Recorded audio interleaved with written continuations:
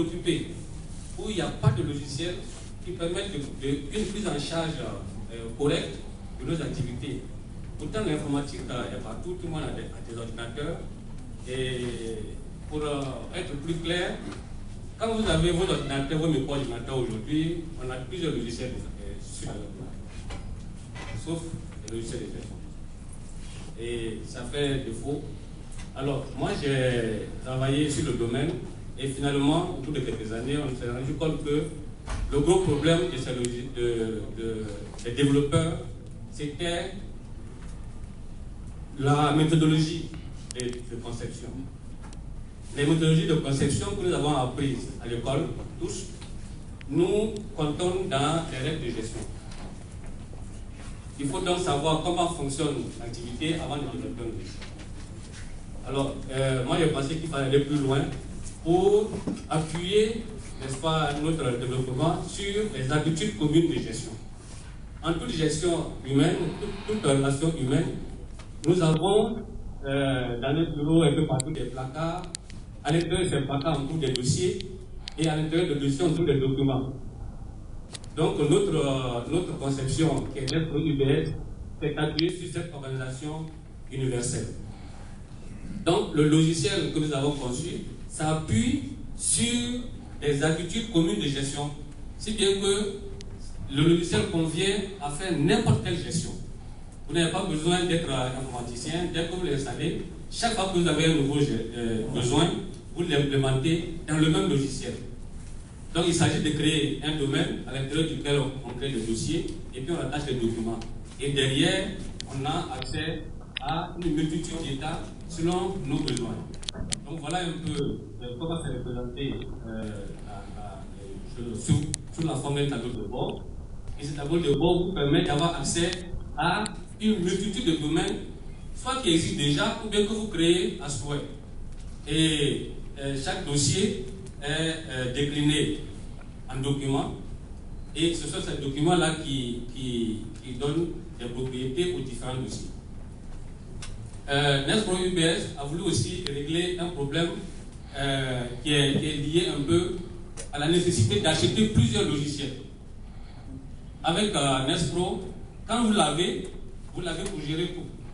Chaque fois que vous avez une nouvelle gestion, vous implémentez à l'intérieur du même logiciel. Et les différents domaines nous donnent droit à des états au choix. C'est nous qui déterminons quel état nous devons faire.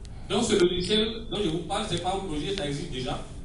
Il est déjà utilisé en site pilote et il permet à une personne d'avoir accès à une multitude de gestions avec des états, des dizaines d'états, des dizaines de restitutions sous différentes formes, que ce soit des formes avec des images ou bien des formes autres, ou bien plusieurs utilisateurs peuvent être connectés dans le même logiciel et chacun faisant le rôle qui lui convient, ils peuvent se connaître ou bien ils peuvent s'ignorer.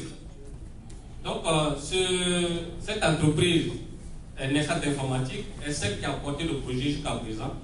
Nous résistons encore et nous avons pour mission, n'est-ce pas, de valoriser, de faire connaître ce logiciel à travers la Côte d'Ivoire, l'Afrique et pourquoi pas le monde entier. Je le dis, ce type de logiciel n'existe nulle part. Et c'est la première fois qu'il existe au monde. C'est pour cela que nous pensons qu'on a trois grands progrès.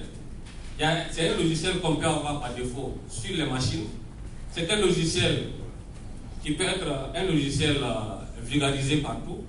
En plus, il y a la méthodologie qui peut aider aujourd'hui les équipes de développement à concevoir différemment leur logiciel, de sorte qu'en entreprise, l'équipe peut développer un seul logiciel qui conviendrait à l'ensemble des activités d'entreprise. Je vous remercie.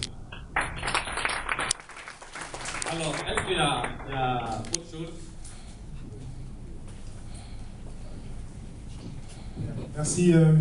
Pierre Djibril, sous vos ovations. Encore une fois, ovation oui pour les quatre inventeurs qui sont passés tout à l'heure. Mesdames et messieurs, honorables invités. Comment ça? Il y a d'autres fonctions qui sont même pas écrites dedans. Voilà. En fait, on ne vous le vend pas surchargé de tout ça. Mais tous vos besoins de gestion, ces domaines-là, on peut les prendre en compte au fur et à mesure. Est-ce que vous donnez, comme on appelle ça, le tutoriel pour qu'au moins ils puissent commencer à apprendre comment installer, comment faire, parce qu'ils ont un novice qui veut installer. Oui, ça fait partie du processus de vente. Voilà, quand on passe commande, il y a tout le processus jusqu'à ce que vous soyez totalement autonome sur. Pour ça, j'espère que vous faites un prix pour le citoyen normal. Oui, il y a un prix pour le citoyen et puis bon, c'est un prix à tête du client. Vous êtes un homme d'affaires. Il a la tête du client. Non, c'est une façon de parler. Mais en fonction de la configuration. Ouais. Vous êtes là, c'est des mots Facebook en même temps. Hein. Oui, bon, il faut. Les gens doivent savoir qu'on n'est pas en train de les tromper. Il faut qu'ils sachent que c'est quelque chose qui est connu. Non, les